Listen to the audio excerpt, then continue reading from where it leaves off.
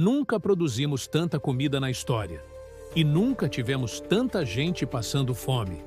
Parece contraditório, mas é a realidade.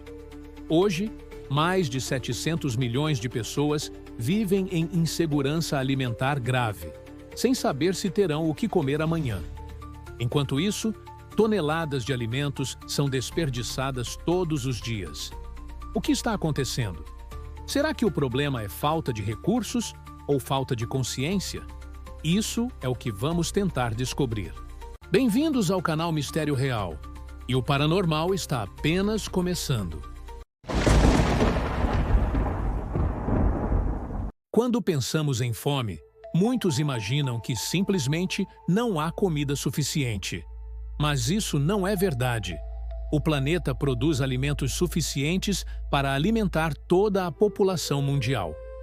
O problema está em como esses alimentos são produzidos, distribuídos e desperdiçados. Todos os anos, cerca de 1/3 de toda a comida produzida vai parar no lixo. Esse desperdício seria suficiente para alimentar bilhões de pessoas. Ao mesmo tempo, a forma como cultivamos e exploramos a terra agrava ainda mais o problema. Um dos maiores exemplos é a produção de produtos de origem animal. Para gerar apenas 1 quilo de carne bovina, são necessários milhares de litros de água e grandes quantidades de grãos que poderiam alimentar pessoas. A quantidade de recursos consumidos é imensa, enquanto o retorno em alimento é baixo. Milhões de hectares de terra são desmatados para criar pasto ou plantar soja destinada, em grande parte, à ração animal. E há ainda outro ponto.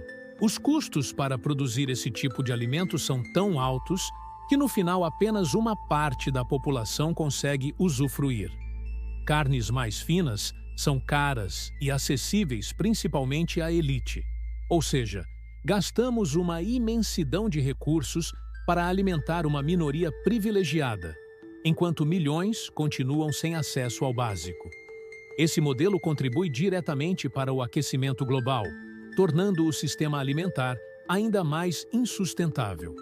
E as mudanças climáticas fecham o ciclo. Secas, enchentes e eventos extremos reduzem as colheitas e atingem justamente os países mais pobres. O resultado é cruel. Quanto mais produzimos de forma insustentável, mais aumentamos a fome que juramos combater. A fome não é apenas consequência da natureza ou do acaso. Ela é, antes de tudo, uma escolha política. Apesar de haver comida suficiente no mundo, o que define quem come e quem passa fome são as decisões daqueles que governam. Políticas, prioridades e interesses moldam o prato de milhões de pessoas. Em muitos casos, recursos que poderiam garantir comida na mesa das famílias são desviados, desperdiçados em burocracias lentas ou aplicados em áreas que não combatem o problema real. Enquanto bilhões são investidos em obras superfaturadas ou em benefícios para poucos, programas sociais essenciais recebem cortes. O contraste é claro. Existe dinheiro, mas ele não chega a quem tem fome. Por trás da manutenção desse cenário, estão elites políticas e grandes empresas que lucram com o sistema atual. Subsídios agrícolas, por exemplo, frequentemente favorecem grandes produtores voltados à exportação, enquanto pequenos agricultores e famílias que produzem para o consumo interno ficam à margem, sem apoio suficiente. Lobbies influenciam leis e regulamentos, não para alimentar pessoas, mas para proteger lucros. Assim, milhões permanecem dependentes, enquanto poucos concentram riqueza. A fome persiste não porque faltam alimentos, mas porque as escolhas políticas determinam quem tem acesso a eles. Se quisermos transformar esse cenário, é preciso questionar e enfrentar as decisões que sustentam essa desigualdade. A mensagem é simples e dura. Acabar com a fome não é um desafio técnico, é uma decisão política. Mas existe ainda uma camada mais profunda nessa história. A fome não gera apenas desigualdade. Ela também alimenta outro mercado, o da indústria farmacêutica, que transforma doenças causadas pela má alimentação em um negócio bilionário. A fome não se manifesta apenas no estômago vazio. Ela também está presente no prato cheio, mas cheio de comida pobre em nutrientes. Essa é a chamada fome oculta. Milhões de pessoas têm acesso a calorias, mas não a vitaminas e minerais essenciais. O corpo até se enche, mas continua vazio por dentro. E o resultado é devastador. Crianças que crescem com atraso no desenvolvimento, adultos com baixa imunidade e produtividade reduzida, sociedades inteiras presas a um ciclo de fragilidade que se repete geração após geração. E aqui entra outro fator. A má alimentação se transforma em lucro. Doenças como diabetes, hipertensão, obesidade e problemas cardiovasculares não são apenas tragédias de saúde. São também engrenagens de um negócio bilionário. Enquanto alimentos saudáveis ficam cada vez mais caros e inacessíveis, o sistema empurra produtos ultraprocessados, ricos em açúcar, gordura e sal. O que deveria ser um direito básico, ter acesso à comida de verdade, acaba virando combustível para um mercado de remédios que cresce ano após ano. E nesse modelo, fala-se muito em tratar a doença, mas pouco em evitar a sua causa. Campanhas de prevenção são tímidas. Políticas públicas de incentivo à alimentação balanceada recebem migalhas, e o resultado é um país cada vez mais doente e cada vez mais dependente de medicamentos. E quem paga o preço por isso? Os mais pobres, que são a maioria.